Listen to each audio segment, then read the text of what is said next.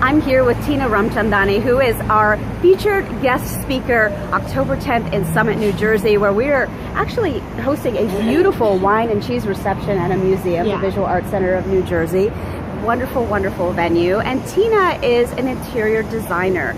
She's someone who hung out her shingle in the last while.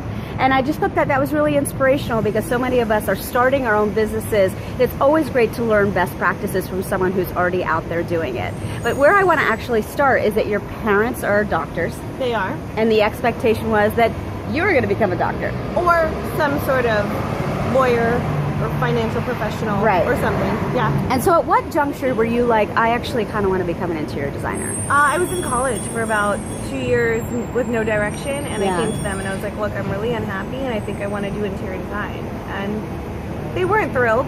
Yeah. But we moved forward with it. Yeah. Yeah. And you went on to study under Vincent Wolf. For those of us who don't know who that is, and that's a pretty significant name in the interior design world, who is Vincent Wolf? He's one of the best designers in the country, in the world, actually. Yeah. He's been around for several years now, and he's a force in the industry. And one of the things that I remember you saying in terms of your relationship and working with him is that he taught you to trust yourself. Yeah. Why, as women, do we always falter on that metric? You know, I don't know why I was... My parents are amazing, so I'm not faulting them in any way, but I think we're always raised to second-guess ourselves or to trust a man's judgment versus our own, or be a little more demure. But working with Vincent, I didn't have a choice. You had to bring it, and you had to be really confident when you presented things to him, and I learned a lot from him, so it was amazing. I think that that's amazing. It's amazing to have that one champion that like really believes in you whenever you're going into business. Yeah. All right, you hung out your own shingle, and today you have a process by which you are gleaning clients. Just share a little bit about that. Well, we are very particular when we meet someone new. We put them through our calendar process to have a conversation with them on the phone to make sure that our aesthetics are aligned. The project is aligned with what we want to work on because we only take a few projects on a year. We make sure that we're a right fit before we even move on to the next step, which is meeting in person. Right. I've created a clear 15-step process to make sure that our projects run smoothly without any hiccups. There's always a little bit of a hiccup, but minimal hiccups.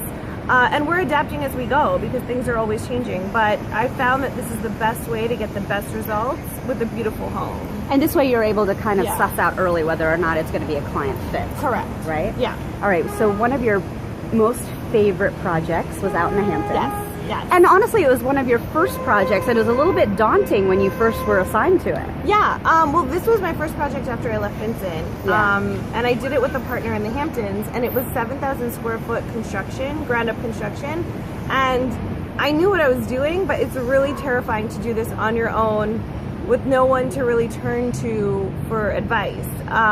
So I'm lucky that I had my partner in crime to do this with, but it's terrifying. Yeah. Yeah.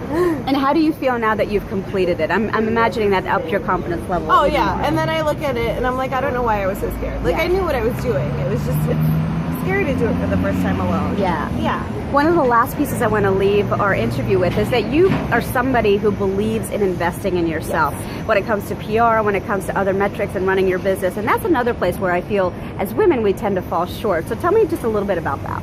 I've known for years that you need to invest in yourself. I want people to understand that you're not going to move forward if you do not invest in your own business and invest in yourself and make yourself look good in front of other people. So for a while I was doing my own PR, which is fine. Like I got a little bit of press, but I knew that if I wanted to move to the next level, get bigger and better projects, have people take me seriously, I needed to hire a firm to pitch me professionally.